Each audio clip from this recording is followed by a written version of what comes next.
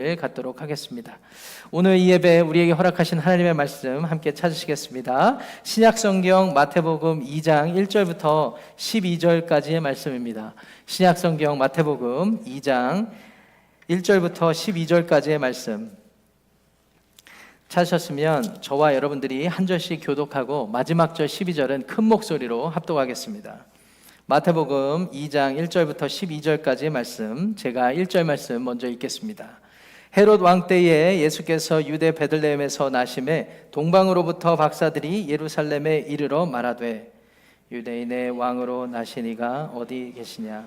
우리가 동방에서 그의 별을 보고 그에게 경배하러 왔노라 하니 헤롯 왕과 온 예루살렘이 듣고 소동한지라. 왕이 모든 대제사장과 백성의 서기관들을 모아 그리스도가 어디서 나겠느냐 물으니 이르되 유대 베들레헴 이오니 이는 선지자로 이렇게 기록된 바 또 유대 땅 베들레헴아 너는 유대 고을 중에서 가장 작지 아니하도다. 내게서 한 다스리는 자가 나와서 내 백성 이스라엘의 목자가 되리라 하였음이니이다. 이에 헤롯이 가만히 박사들을 불러 별이 나타난 때를 자세히 묻고 베들레헴으로 보내며 이르되 가서 아기에 대하여 자세히 알아보고 찾거든 내게 구하여 나도 가서 그에게 경배하게 하라. 박사들이 왕의 말을 듣고 갈새 동방에서 보던 그 별이 문득 앞서 인도하여 가다가 아기 있는 곳 위에 머물러 서 있는지라. 그들이 별을 보고 매우 크게 기뻐하더라. 집에 들어가 아기와 그의 어머니 마리아가 함께 있는 것을 보고 엎드려 아기께 경배하고 보배합을 열어 황금과 유향과 모략을 예물로 드리니라. 그들은 꿈에 헤롯에게로 돌아가지 말라 지시하심을 받아 다른 길로 고국에 돌아가니라. 아멘. 하나님의 말씀입니다. 오늘은 나도 가서 그에게 경배하게 하라라는 제목으로 이 성탄의 계절 특별한 하나님의 복음 메시지를 증거하도록 하겠습니다. 성탄의 계절이 우리에게 기쁨이 되는 것은 지난주에 살핀 대로 예수님이 우리에게 소망을 주시기 위해 오셨기 때문입니다. 나아가서 예수님이 우리에게 평강을 주시기 위해서 오셨기 때문에 우리는 이 성탄의 계절에 기뻐하고 기뻐할 수 있어야 합니다. 그렇습니다. 예수님은 말 그대로 인간의 몸으로 오셨지만 평강의 왕으로 오신 분이십니다. 예수님은 우리의 삶에 평강을 주시기 위해서 오신 분이십니다. 그런데 문제는 이미 우리에게 평강을 주시기 위해서 오신 예수님을 우리가 가진 편견과 선입견, 우리가 가진 여러 집착과 욕망의 이유로 받아들이지 못하고 있는 것입니다. 1979년에 가나안 농군의 가정에서 태어난 한 사나이가 이제 가정을 일구고 이제 비전을 품고 이제 도심으로 나가서 살다가 아내를 데리고 추석을 맞이하여서 이제 고향길로 떠나게 됩니다. 그때 아내는 사내 아이를 잉태하고 있었더랬습니다. 그때는 의학이 그렇게 발달하지 못해서 정확한 예정일을 맞추지 못했던 시기인데 막달이 차오는 것과 같이 배가 이렇게 차오르지만 구남매의 첫째 장남이었기에 자신의 남편이 명절에 부모님을 찾는 것을 기억하여서 같이 그 연휴 귀경길에 동참하게 되죠. 힘든 몸을 이끌고 같이 아버지 집에서 추석 명절에 많은 사람들이 모이는 그 시즌 아니겠습니까? 그래서 같이 즐기고 음식도 나누고 하는데 배가 아파오기 시작하는 거예요. 어떻게 합니까? 완전 산골짜기에 사는데 남편이 이제 애가 타기 시작하는 겁니다. 그래서 들쳐오고 여러 수단을 이용하여서 병원에 찾아가서 아이가 태어나게 되죠. 그 아이는 무럭무럭 잘 자라서 서울에서 잘 자라게 되었습니다. 지금 제가 누구 이야기를 하는 것일까요? 그 아이가 서울에서 잘 자라다가 미국으로 유학을 오고 하나님의 인도하심 따라서 캘리포니아 산호세 한인침례교회로 부임하게 되었습니다. 10월 6일이 제 생일인데 10월 5일이 1979년 추석날이었어요. 막달인데 이걸 가야 되나 말아야 되나, 그래도 명절에 큰 며느리니까 가야 된다 그래서 갔는데 아니 글쎄 거기에서 일단 일이 터져버린 거예요. 도심에서 살던 제가 출생지가 지방이 되어버리게 된 것입니다. 당시 그 지역이 얼마나 낙후했냐면 정주영 씨가 당시에 모은 돈으로 우리 국토 안에서 선한 일을 해보겠다고 재단을 만들고 아산재단을 만들고 한 첫 일이 병원을 지어주는 것인데, 가장 낙후하고 병원이 없는 도시가 어딜까 찾다가 처음으로 찾은 도시 전라북도 정읍시, 그 병원에서 제가 태어난 것이었습니다. 그런데 저의 출생의 비밀을 모르시는 여러분들은 목사님, 저는 서울 사람인 줄 알았어요, 이렇게 생각하시겠죠. 제가 서울의 고향이고 서울에서 쭉 자라는데, 초등학교 때부터 친구들이 어느 날 학생 기록부를 우연히 보고 저를 놀리기 시작합니다. 왜 그랬을까요?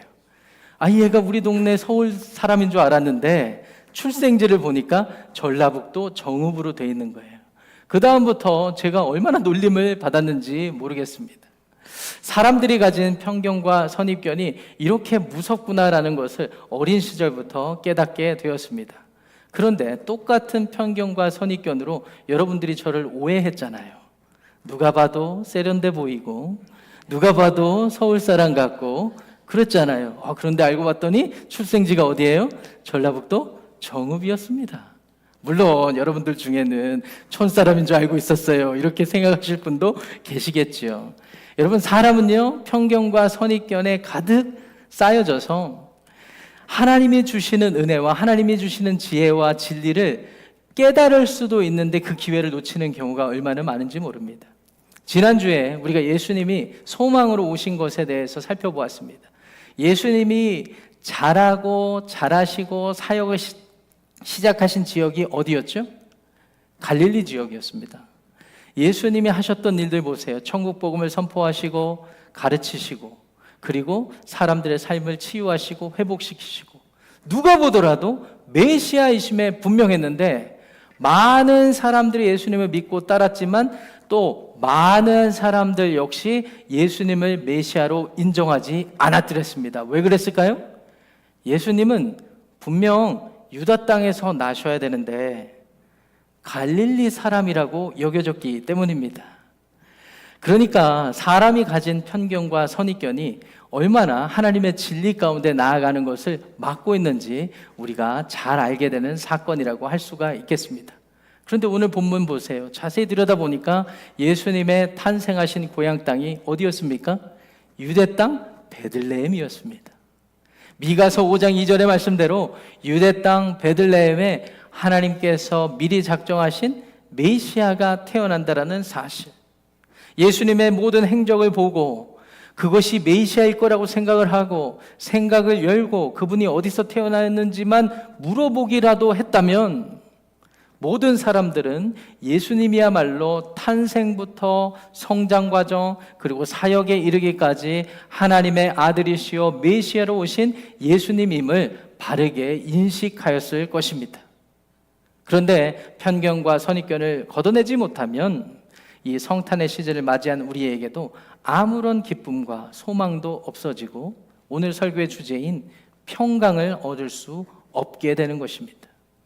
편견과 선입견을 걷어내고 하나님께서 부어주시는 하늘의 복, 영생의 복, 구원의 복을 누리시는 여러분들의 삶과 가정을 이루시기를 주님의 이름으로 축원합니다. 나아가서 우리가 하나님의 진리를, 하나님의 복음을 깨닫지 못하는 또 하나의 이유가 있다면 우리가 이루고 싶은 것이 너무 많아서 그것에 집착한 나머지 우리의 욕망의 눈이 어두워서 하나님의 일들을 보지 못하게 되는 경우가 있어요. 오늘 저와 여러분들이 함께 읽으신 본문의 내용에 등장하는 사람들이 그와 같습니다. 오늘 본문 1절 말씀으로 돌아가 보겠습니다. 예수님께서 태어나신 탄생 기사를 소개하는데 그때가 언제인지를 이렇게 소개합니다. 헤롯 왕 때에라고 소개를 합니다. 이 헤롯 왕은 어떤 사람이었을까요? 예수님이 태어나시던 그 어간에 이 팔레스타인 유대 지역을 다스렸던 세상적으로 세속적으로 인정받는 왕이었습니다. 제가 메츠거라는 신학자와 그리고 요세푸스의 역사 책들을 근거해서 여러분들에게 이 헤롯 왕을 좀 소개했으면 합니다. 이 헤롯 왕은요, 본디 유대인 출신이 아니에요. 쉽게 말해 아브라함 자손의 출신이 아닙니다. 에돔 이둠의 출신입니다. 그러니까 변방에 이스라엘 정통 이스라엘 사람들이 볼 때는 이방 사람 출신이에요.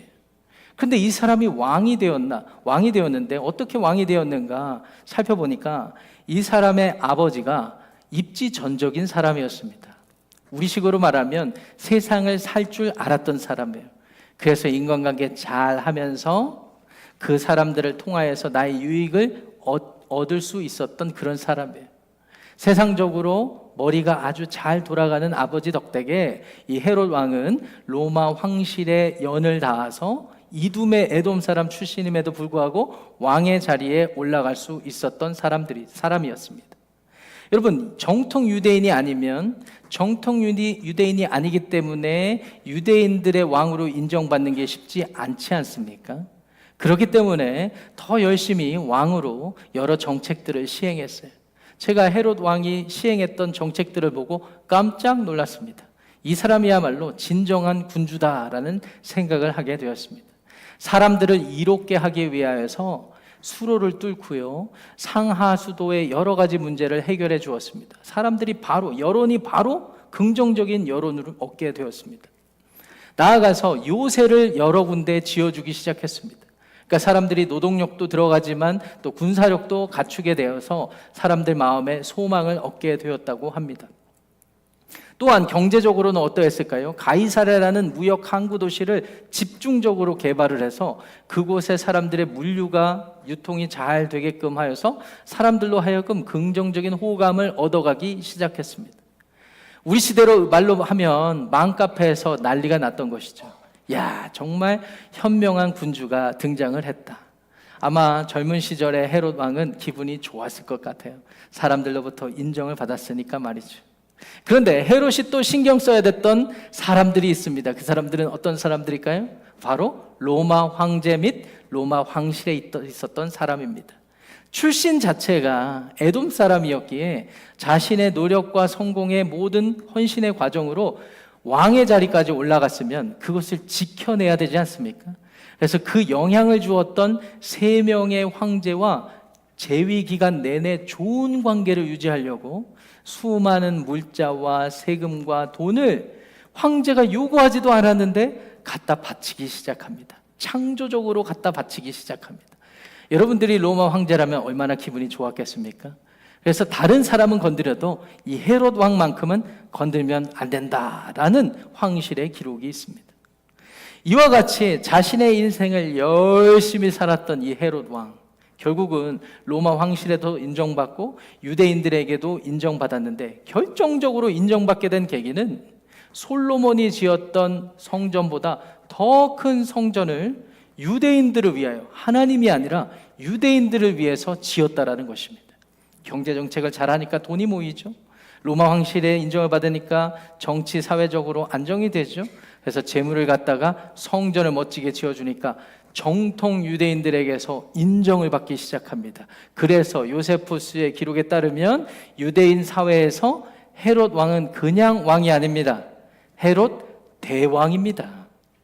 우리 한국의 역사에서도 광개토 왕이 아니라 광개토 대왕, 세종 왕이 아니라 세종 대왕, 사람들로부터 인정받았던 군주들에게 대왕이라는 칭호를 이 헤롯 대왕도 받게 되었던 것입니다. 그런데 이 헤롯 왕이 말년이 가다 보니까 불안해지기 시작했습니다. 왜 그랬을까요? 지금까지 성공하려고 로마 황실에도 잘 보이고 유대인들에게도 잘 보이는 삶을 살았거든요. 그러니까 모르긴 몰라도 사람들이 볼 때는 인정받는 삶이었지만 그의 마음에는 평강이 없었을 것입니다. 이리 쫓기고 저리 쫓기고 그 결과로 요세푸스의 기록을 보니까 말년에 정신착란증에 걸렸다고 하죠. 우리 시대 의학적인 전문 용어로 패러노이드가 된 것입니다. 우리 시대 말로, 다시 속된 말로 하면 정신이 나간 것입니다. 그래서 운전할 때도 있지만 나갈 때도 있어서 난폭하기 그지없는 그런 말년의 인생을 살았다고 합니다. 실제 역사 기록을 보니까 그에게는 12명의 아들이 있었는데 다 아내가 다른 아내에게서 얻은 아들이었는데요. 누가 왕위를 틈탈 것과 같은 인기를 얻으면 바로 갖다가 감옥에 집어넣고 죽이기까지 해서 총 3명의 아들을 죽이기까지 했다고 하죠. 다 이유가 어디에 있습니까? 자기가 그동안에 이루고 지켜낸 왕위를 넘보는 사람이라면 그것이 아들이라 할지라도 갖다 즉각 처형하는 삶을 살았던 것이죠. 그런데 그가 사랑했던 아내 헤로디아까지도 그가 죽이게 되었다는 역사적 기록이 있습니다. 왜 그랬을까요? 헤로디아 출신이 자신은 이방 출신이라 왕의 정통성이 없으니까 유대인들에게 가장 정통성 있다고 인정받았던 하스모니안 왕조의 딸을 갖다가 아내로 들였고 그녀를 많이 사랑을 해서 결혼을 했는데, 중요한 것은 그 하스모니안 왕조에서 태어난 아들이 왕위에 적합하다라는 소문이 들리니까 그 아내도 갖다 죽여버리는 삶을 살게 되었던 것이죠. 이런 말년의 시간을 보내는 헤롯 왕의 심정을 여러분 헤아려 보실 수 있으시겠습니까? 나의 성공을 위해서, 내 가족들을 지키기 위해서, 내 왕위를 지키기 위해서 그동안 수단 방법 가리지 않고 여기까지 왔는데 감히 내 자리를 넘봐 라고 마음을 품으면 그 마음에서 무슨 수를 써서라도 자기 자리를 지켜낼 수는 있겠지만 그 마음에 평강이 없는 것입니다. 나아가서 그가 세상 사람들을 다스리는 위치에 있다 하더라도 그를 통하여 하나님이 주시는 참된 평강의 모습이 전해질 리 만무했습니다. 그런 말년의 비참한 시간들을 보내고 있던 어느 때에 동방으로부터 박사들이 온 것입니다. 어떤 박사일까요? 우리 시대 말로 하면 박사라고 하지만 PhD가 아닙니다. 이때 당시의 사람들, 그때 당시에는 과학이 오늘날과 같이 발전하지 않았던 시기이기 때문에 이들이 앞날을 예측하는 것, 그리고 기후를 살피는 것은 하나같이 하늘을 살피는 것으로부터 시작했습니다. 그래서 천문을 살피는 사람들, 천문을 살피는 전문가들이었던 것이죠. 이들은 동방에서 왔다고 그랬습니다. 동방은 많은 성경학자들의 기록을 보니까 아라비아 반도 어디쯤이 될 것이다. 왜 사람들이 이렇게 생각하느냐 하면 황금과 유향과 모략을 갖고 왔는데 이런 물품들이 풍부했던 지역이기 때문에 아라비아 반도라고 생각을 합니다. 이 사람들은요, 아라비아 반도에 있는 왕국의 왕의 조언자들이었을 것입니다. 천문을 살피는 전문가들이었기 때문이죠.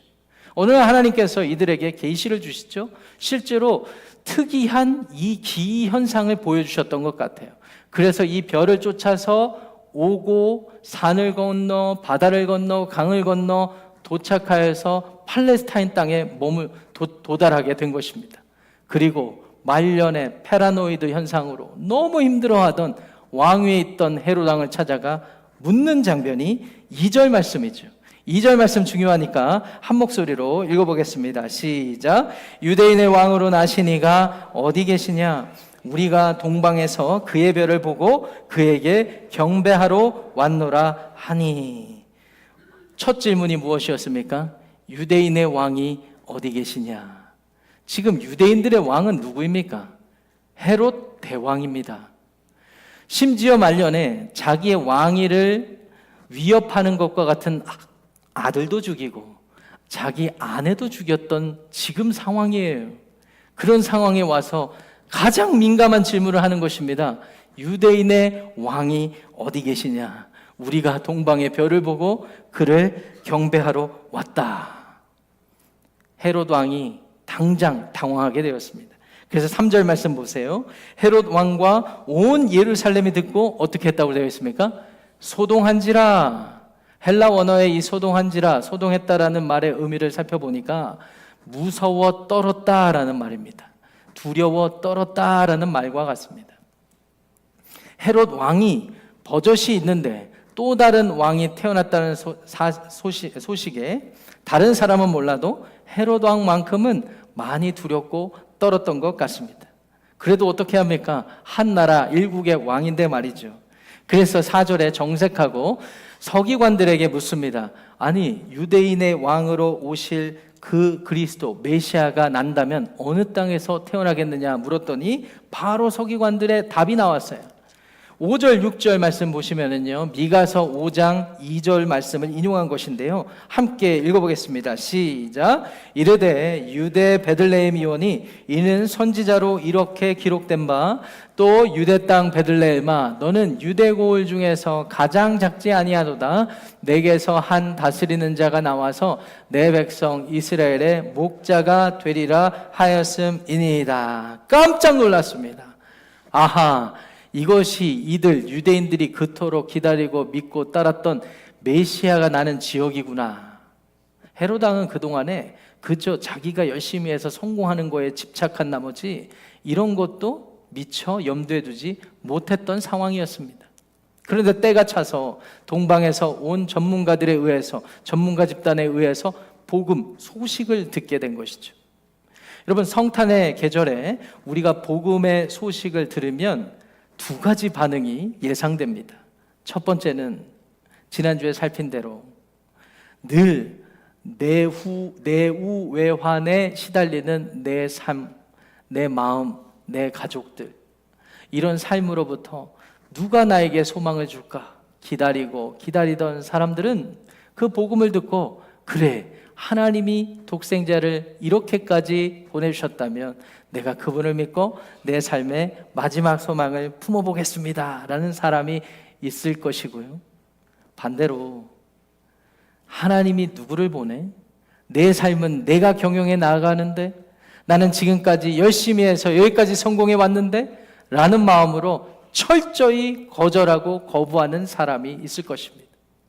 안타깝게도 헤롯 왕은 거절하고 거부하는 마음을 가졌던 것 같아요. 7절과 8절 말씀 보시니까 헤롯이 그 얘기를 듣고 전문가들에게 말합니다. 가서 베들레헴 땅에 가서 그 왕을 찾고 잘 만나고 나에게 알려주세요. 이유가 무엇입니까? 8절 하반절에 오늘 설교의 제목인데요, 나도 가서 그에게 경배하게 하라. 박사들이 헤롯 대왕의 말을 곧대로 듣고 베들레헴으로 떠나게 됩니다. 그리고 베들레헴에서 예수님을 만나고 그들이 동방에서부터 준비해온 황금, 유향, 오략을 주님 앞에 다 드리고 다시 헤롯 대왕에게 가려고 하는데 주님의 천사가 계시해 주시죠. 그곳으로 가지 말고 그냥 돌아가라 라는 음성을 듣고 그대로 돌아가게 됩니다. 이것이 저와 여러분들이 함께 살핀 오늘 본문의 말씀의 내용이 됩니다. 이후의 내용이 너무 궁금하지 않으십니까? 헤롯 대왕이 그들이 그대로 돌아갔다는 소식을 듣게 되었어요. 당황했습니다. 화가 났습니다. 그래서 오늘 본문이 아니지만 16절 말씀을 함께 보시겠습니다. 16절 말씀에 헤롯의 반응이 이와 같습니다. 제가 여러분들을 위하여서 읽어드리겠습니다.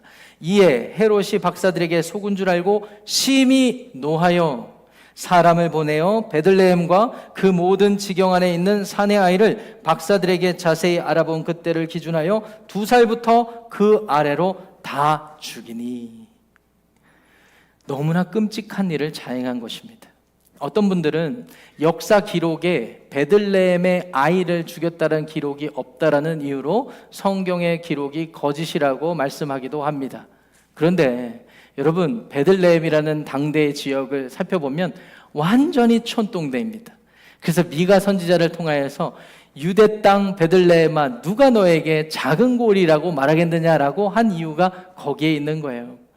아무리 작은 도시라 하더라도 아이가 있었을 텐데 아이가 있었다 해도 소수에 불과했을 것입니다. 나아가서 헤롯 대왕 말년에 있었던 일이기에 말년에 그가 얼마나 많은 사람들을 잔인하게 죽였는지 모릅니다. 심지어 자기 아내까지 죽였는데요.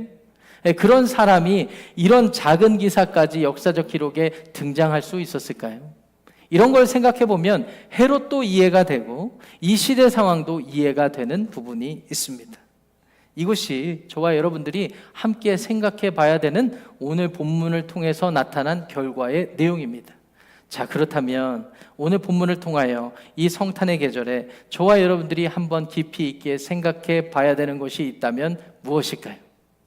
지난주에 우리는 예수님께서는 소망으로서 이 땅에 태어나셨다라고 말씀을 드렸습니다.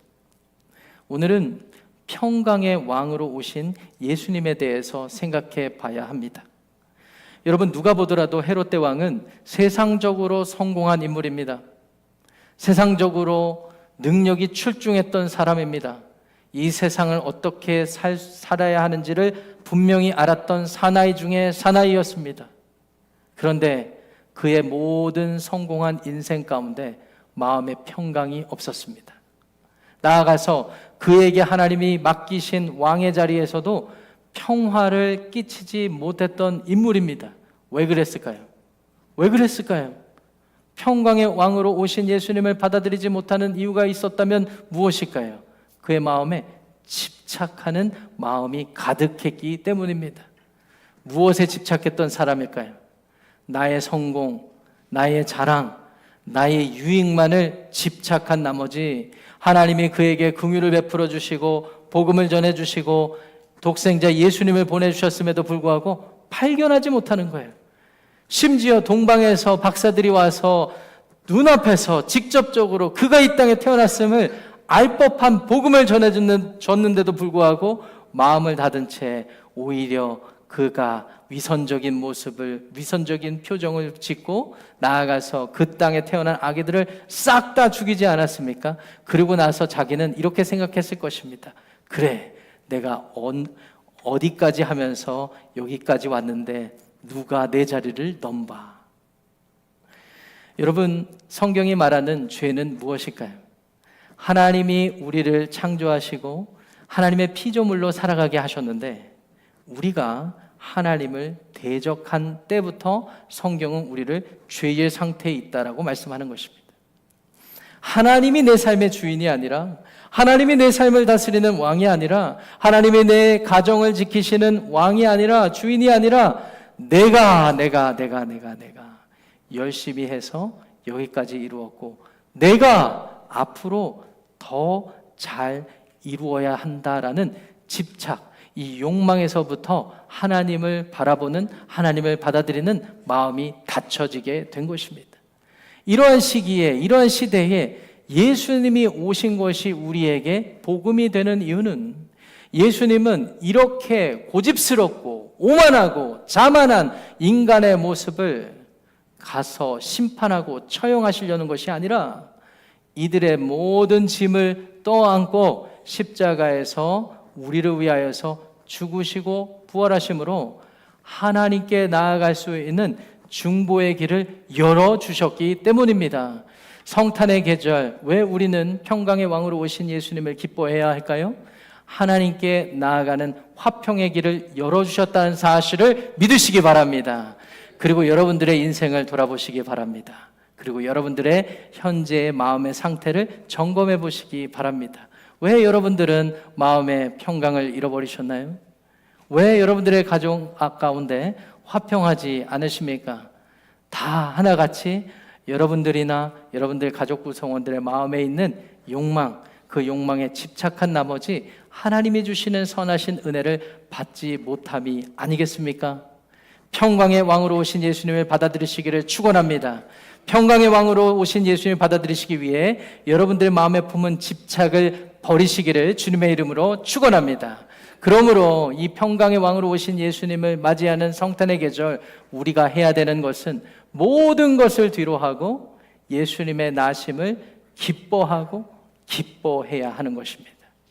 기뻐하고 기뻐해야 하는 것입니다. 이 시간 앞뒤 좌우 옆에 분들 바라보시고 이렇게 한번 말씀을 건네시겠습니다. 전혀 기쁜 얼굴이 아니네요. 이렇게 한번. 네. 전혀 기쁜 얼굴이 아니네요. 예. 자, 그러면 이번에는 이렇게 격려하겠습니다. 예수님 때문에 기뻐하세요. 이렇게 인사하겠습니다. 예수님 때문에 기뻐하고 기뻐하시기 바랍니다. 예수님 때문에 기뻐하고 기뻐하시기 바랍니다. 여러분, 예수님은 평강의 왕으로 오셨습니다.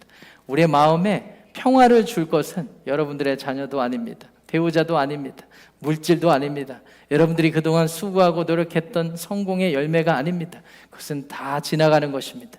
그것들은 오히려 우리에게 근심 덩어리입니다. 그런데 우리의 마음의 주인으로 오셔서 우리를 통하여 세상을 변화시키시기를 원하시는 예수님을 받아들이시고 이 평강의 예수님과 함께 주님과 영원한 평강의 삶을 누리시기를 주님의 이름으로 축원합니다. 기도하겠습니다. 하나님 아버지, 나도 가서 그에게 경배하라라고 하신 그 헤롯 대왕의 말이 우리 마음에 진심으로 새겨지기를 원합니다. 성탄의 시즌에 평강의 왕으로 오신 예수님을 우리의 삶에 받아들이고 우리가 집착하는 모든 것들로부터 벗어나게 하여 주시옵소서. 주님이 주시는 화평을 누리고 주님 때문에 우리 가정이 평화를 누리고 우리 교회가 평화를 누리고 나아가 우리 때문에 온 세상이 화평을 누리게 하여 주시옵소서. 평강의 왕으로 오신 예수님의 이름으로 축복하며 기도합니다.